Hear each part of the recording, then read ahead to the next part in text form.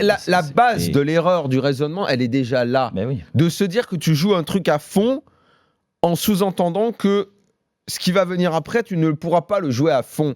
La base, elle est là. On a tellement rentré ça dans la tronche des mecs. L'idée que 2 matchs par semaine, c'était pas possible, que, évidemment, c'est à l'intérieur de la tête des mecs. Mais la tête de qui ?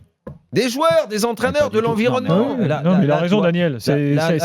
Comme dirait Jonathan Macardy, c'est le paradigme du football français. Vous vous rendez pas compte, en fait, vous le dites sans vous rendre compte. Les expressions, tu sais, quand tu parles, sans même réussir à analyser ce que tu dis, parce que c'est comme en fait une idée reçue comme ça veut dire qu'en fait, on ne raisonne même plus sur l'idée. On est trahi par nos mots. On peut pas jouer tous les 3 jours. La Coupe de la Ligue, c'est pourri. Mais qui c'est qui dit ça? Tout le monde, c'est dans le. Tu l'as dit sans même t'en rendre compte, Jérôme. Mais tu l'as dit sans t'en rendre compte. Tu as dit, il pouvait le jouer. Mais Gilbert, il a dit sans s'en rendre compte. Sauf que là, il s'en rend compte. Il a dit, il fallait le jouer à fond. Et toi, t'as ajouté, même si tu dois le payer contre Lille. Mais pourquoi tu le paierais contre Lille? Parce que lui, c'est ce qu'il pense. Moi, c'est pas ce que je pense. C'est ce que Loret pense. Ah, d'accord, pardon. Alors, excuse-moi, j'avais pas compris ça. Mais quand il tourne, comme non, mais moi, d'accord, j'avais pas compris ça. Je me prends souvent la tête, du moins souvent, c'est pas méchant, mais avec Roland, quand il dit ouais, voilà, ça tombe mal les matchs, les trucs, l'accumulation des matchs et tout. Moi, quand j'étais joueur de foot, et c'est pour ça que là, je veux dédouaner les joueurs, parce que là, vous mettez en avant les joueurs. Mais les joueurs, c'est pas ce qu'ils pensent. Les joueurs, tu crois que Thomasson aujourd'hui, même s'il a un gabarit, peut-être que lui, il y a des à force de le rabâcher.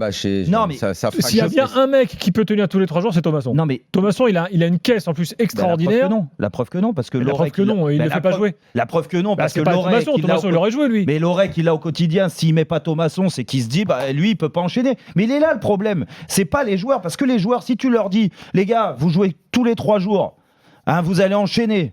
Et il n'y a pas de rotation de groupe ni rien. Les meilleurs, ils jouent. Vous allez enchaîner. Mais tu crois que les mecs, c'est pas les plus heureux? Parce que qu'est-ce que tu fais quand tu joues? Nous, ce qu'on veut, les joueurs, c'est que quand tu t'entraînes, nous, on veut que de la compétition. Mais c'est top de jouer tous les 3 jours, de jouer le mercredi, de rejouer le dimanche, de rejouer. Ah oui, c'est fatigant. Bah oui, c'est fatigant. Mais tu sais, c'est pas fatigant. Moi, je me casse la tête souvent en septembre, octobre, novembre. Là, tout le monde dit oh là là, ils sont fatigués. Même c'est faux. T'es fatigué, oui, au printemps. Au printemps, là, quand les beaux jours arrivent, oui, la fin de saison, elle est longue, la saison est longue et c'est là que tu gagnes les compétitions. Et là, oui, tu as une fatigue physique et une fatigue psychologique. Mais peu importe, c'est de la bonne fatigue à l'arrivée quand tu réalises des choses incroyables sur les 9 premiers mois de la saison. Le problème, c'est que les entraîneurs et les staffs aujourd'hui, plus tous ces préparateurs physiques là, de plus en plus, qui ont un rôle important, eux, c'est les premiers qui n'ont jamais joué au football pour la plupart. Eux, c'est les premiers à dire oh là là, attention, tu vas le faire jouer lui 3 matchs en une semaine.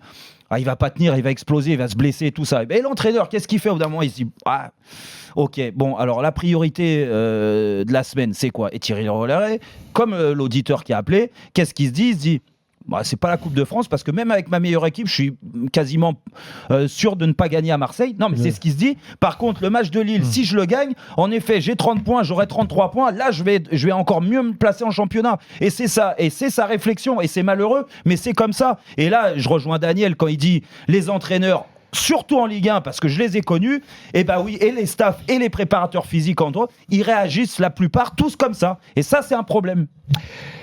Mathieu, merci en tout cas. Je vais t'offrir 2 places de ciné pour aller voir Le Traducteur avec Lambert Wilson et Fabrice Ozlewski, l'ancien traducteur de Bielsa. J'invite Daniel à venir avec. Ça marche. Salut Mathieu, à bientôt. Salut Mathieu. Bye bye. Allez, l'OM au programme. L'OM qui avait quand même le match bien en main et qui s'est quand même bien fait peur à la fin, alors que Strasbourg était à 10. Bon. Salut Jean-Luc. C'est parce que Strasbourg, en fait, a tout simplement à un moment élevé le rythme. Oui, quand Thomasson, il y a des gens qui sont rentrés. Oui, mais et puis c'est inconscient aussi, ils mènent 2-0 à la mi-temps, c'est facile. Il y a un peu de tout. Et comme l'OM, Strasbourg se retrouve au moment où il marque, c'est assez inattendu. C'est dans la foulée qu'avec le 2-1, tu dis ah merde, et que tu maîtrises un petit peu moins le match, et qu'on a le sentiment effectivement que Strasbourg peut à ce moment-là mettre le 2-2, alors que l'OM a été en position de mener 3-0, a eu les occasions, a tout bien géré, a livré un bon match, a été impliqué, a mené d'ailleurs le match en le dominant.